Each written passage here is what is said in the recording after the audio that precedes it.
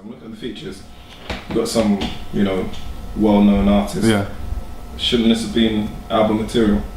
No, do you know what? For me, everything I try to put out, I try and make it the best I can. Cause like, as I say, like quality for me is more important than quantity. Do you know what I mean? Like I'm recording all the time, but for me, like I take quite long to work on tracks. Like some people, like it's like a day, like just knocking them out. But for me, I like usually when I write a song, I'm at a certain place in my life or wherever, or in a certain situation. So I always try and help my pen let me show that through my music. So I feel like for me it's more about the quality for me and knowing when I listen to that track it takes me back to where I was then, kind of thing, and hopefully people whoever's in that situation as well can kind of use that as their kind of get out of jail free card, you know. Well, numbers wise though, you know. Yeah, it done crazy numbers. What the numbers were? Cause I think it was like to now it sounds like 300,000 singles. Yeah, I think that's it.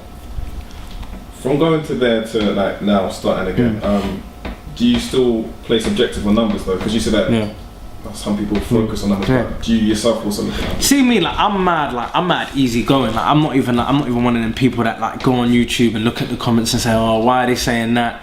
Like I generally like I think I've been quite lucky though. I don't really get like a lot of, you know, like bad energy that come on. Because you can sing though, bro. No, thank you man. I don't really get like a lot of bad energy, so it's like so to tell you the honest truth, I just try and make the best music I can and take it each day as it comes, you know what I mean? So I feel very blessed to be in the position that I'm in, you know, like to be able to have a mixtape and be able to call all the people that I did and for them to want to be involved and just for people to kind of root me on, do you know what I mean? Like through the time that I went through, like Wretch was another big supporter of while I was making the mixtape, and he was the one that kind of said, him and Bashi was the one that said I need to do it.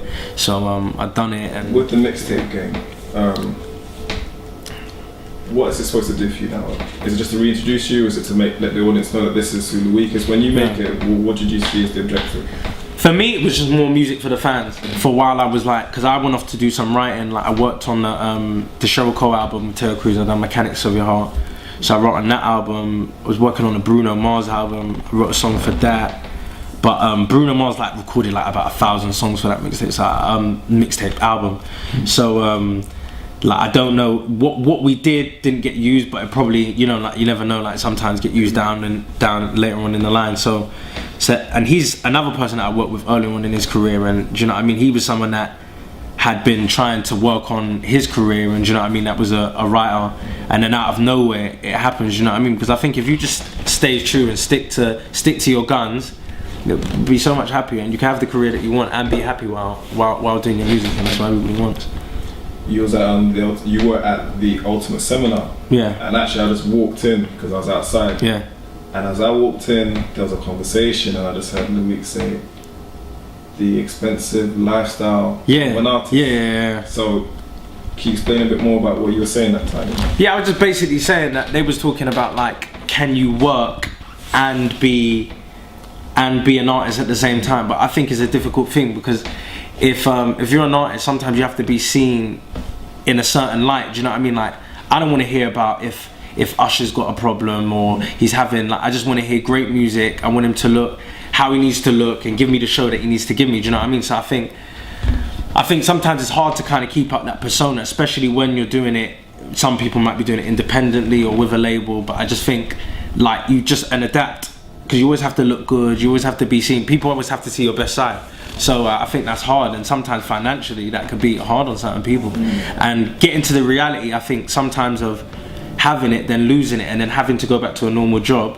Certain celebrities can't really get their mind around it, so it's like, where do I work? Everybody's now seen me on TV, and now they're gonna have to see me behind Superdrug, like selling you your ingredients or whatever you come to buy. And it's just crazy. So yeah, so it's just that kind of thing. Is that almost kind of like a scary concept that may be actually? Yeah, definitely, without a doubt. I think it's scary for anyone.